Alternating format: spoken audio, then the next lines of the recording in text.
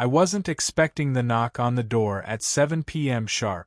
I opened it, still in my work shirt, the collar wrinkled from another fight with my fiancé, Drew. And there he stood, shirt riding up slightly from the duffel bag slung over one shoulder, dark eyes lit with mischief and something else I couldn't quite name. "Hey, stepbro," Ethan said, grinning. "Hope you don't mind if I crash here for a few weeks. Mom said you wouldn't mind." I stepped aside, heartbeat unsteady. "Right. Of course. Make yourself at home." Ethan was taller than I remembered. 18 now, no longer the lanky kid I barely saw at family holidays. His jawline had sharpened, his voice dropped an octave, and he had this unbothered swagger. Like he knew how people looked at him and liked it. He dragged his bag into the guest room and kicked off his sneakers like he'd done it 100 times. "Nice place. Smells like lavender and loneliness." He winked. I blinked. "Excuse me." "Kidding. Sort of. You and Drew good." There it was, unfiltered boldness, cutting straight to the truth. I gave a short laugh, trying to act unfazed. "He's working late." Again. Ethan raised an eyebrow, then disappeared into the guest room. I stood in the hall, unsettled by the weight of something unsaid. Drew didn't come home until almost midnight. I sat on the couch, a movie playing I wasn't really watching. When he did arrive, he kissed my forehead instead of my lips, mumbled a "sorry, busy day," and collapsed into bed fully clothed. We hadn't had sex in 2 months. We barely touched. Love hadn't died, it had just gone numb. The next morning, I found Ethan in the kitchen, shirtless, slicing a mango with a butter knife, abs tight under the harsh kitchen light. "Morning," he said, not looking up. "You always walk around with that dazed look, or is it just me? I'm just not used to company." He looked up then, really looked, and smirked. "You should be. You're hot when you're flustered." I nearly dropped my coffee mug. "Ethan." He held up his hands. "Relax. I flirt with everyone. Keeps life interesting." He bit into a mango slice slowly. Too slowly. I turned away, my skin prickling. Over the next few days, he was everywhere. Always shirtless, always laughing at things that weren't jokes. When Drew was around, Ethan toned it down just enough to not seem suspicious, but the air always felt charged. Drew didn't notice. Or didn't care. Friday night, I came home from a solo grocery run and found Ethan lounging on the couch, legs sprawled, watching TV. He wore only shorts. Really short ones. "You ever gonna join me?" he asked. "Excuse me." "Movie night. You always look like you need a distraction." I hesitated, then sat on the far end of the couch. The movie was forgettable. The silence between us wasn't. At one point, he shifted closer, his knee grazing mine. I didn't move. At some point I asked, "Why are you really here?" He turned to me, unblinking. "Because I needed a break. And maybe because I knew you wouldn't say no. I'm engaged." "I noticed. Doesn't mean you're happy." The words hit harder than they should have. I stood up abruptly. "I'm going to bed." He didn't stop me. Just said, "Night, Liam." His voice was low, and it followed me all the way down the hall. I showered with the door locked, my thoughts spinning. I hated how aware I was of him. Hated that a part of me liked it. Drew was already asleep when I climbed into bed. His back was to me. I reached out on instinct, but he didn't stir. In that moment, lying next to the man I was supposed to marry, I realized how hollow things had become. I missed being seen. Saturday morning, I was pouring coffee when I heard the bathroom door open. Then footstep. Then Ethan, walking into the kitchen wearing nothing but a towel slung dangerously low on his hip.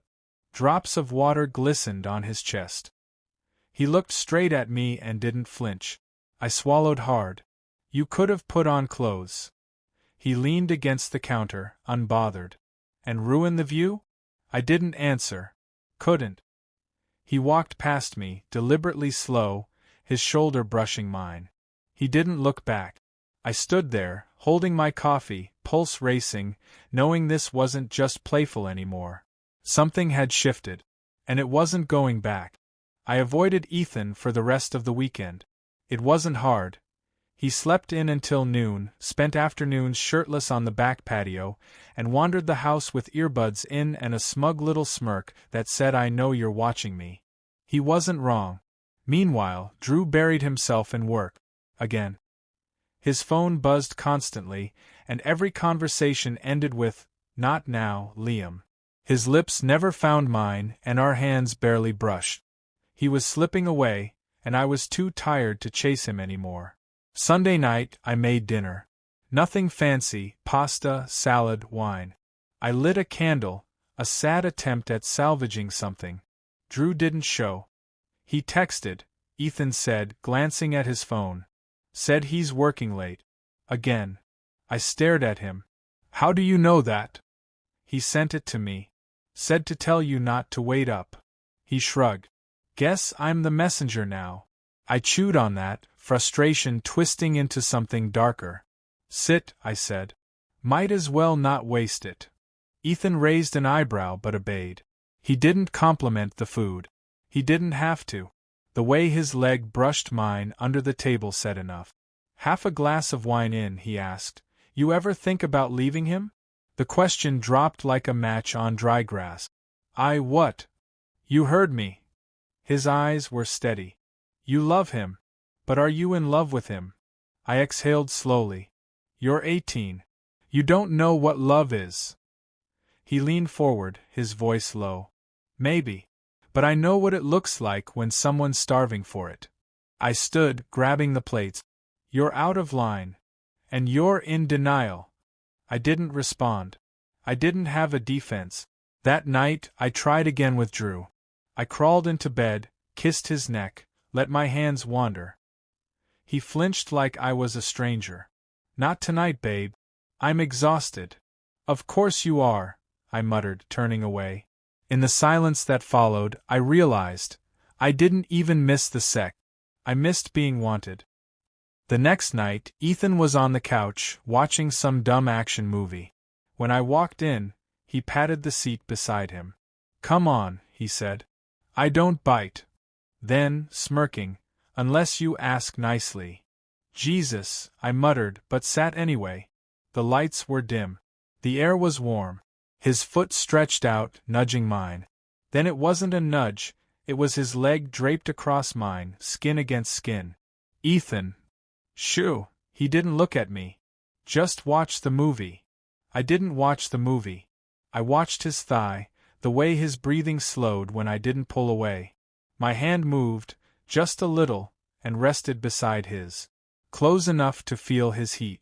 Not touching. Just hovering. Minutes passed.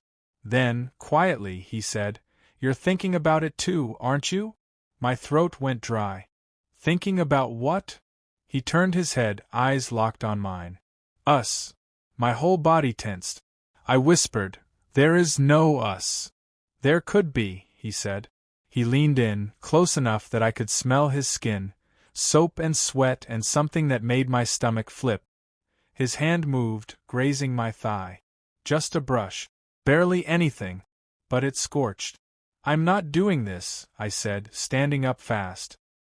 He stayed seated, looking up at me with maddening calm. You already are. I didn't answer. Couldn't. I went straight to the kitchen, grabbed a glass of water with shaking hands, and tried to breathe. Later, I found him in the hallway. He was shirtless, damp from a shower. His towel was gone, replaced with gym shorts clinging to every curve. He stepped close. Too close. This doesn't have to be a big deal, he said. No one has to know. I stepped back. That's not how I work. He grinned. That's funny. Because it kind of seems like you're dying to break your own rules. I couldn't sleep. Again. I lay awake next to Drew, who snored softly beside me. My body wanted one thing. My mind wanted silence. My heart wanted to be seen. At 2:07 a.m., my phone buzzed. A message from Ethan. My door's open. I stared at it for a long time. Didn't reply. Didn't move. But my heart was already at the threshold. I didn't move when I read Ethan's message. My door's open. It sat on my screen like a dare. Like an invitation to cross a line I'd been towing for days. I told myself I wouldn't. I couldn't. But then I was out of bed, barefoot, moving down the hall like I was on autopilot. Drew stirred slightly but didn't wake. Typical. Not even the sound of the door clicking behind me made him stir. Ethan's room was dim, lit only by the soft glow of the streetlight through the blinds. He was lying on top of the sheets, wearing a black tank top and briefs, legs stretched out like he owned the night. "I was starting to think you didn't get the message," he said, voice husky from half-sleep. "I shouldn't be here." "And yet," he said, sitting up, "you are." I stayed by the door, the wood cool against my back. "This is wrong." Ethan got up, slowly, deliberately, and walked over to me. His body moved like he knew how it looked, like he enjoyed how it made people watch. He stopped inches away, heat radiating off his skin. "What do you want, Liam?" he whispered. "Not what you should want. What you actually want." I couldn't speak. My breath caught as his fingers found the hem of my shirt, tugging it up. I didn't stop him. He stripped me slowly, as if waiting for me to protest. I didn't. My body responded before my conscience could interrupt. And then he kissed me. It wasn't soft or hesitant, it was consuming. Hungry. It was the kind of kiss that made you forget your own name. I kissed him back, desperate, angry, needing to feel, to be touched, to be seen. His hands explored me like he'd imagined it 100 times. And maybe he had. I wasn't innocent either. I had imagined this too, fantasized in silence, in guilt. But now it was real. Now his skin was against mine, his breath hot in my ear as he whispered, "You deserve more than being ignored." I pulled him to the bed. The sheets tangled beneath us. There was no conversation, no hesitation. Just motion and noise and pleasure that blurred the line between right and wrong. He took control, confident, commanding. My body betrayed me, responding with a hunger I hadn't felt in months. Every kiss felt like a confession. Every gasp a surrender. It wasn't just sex. It was validation.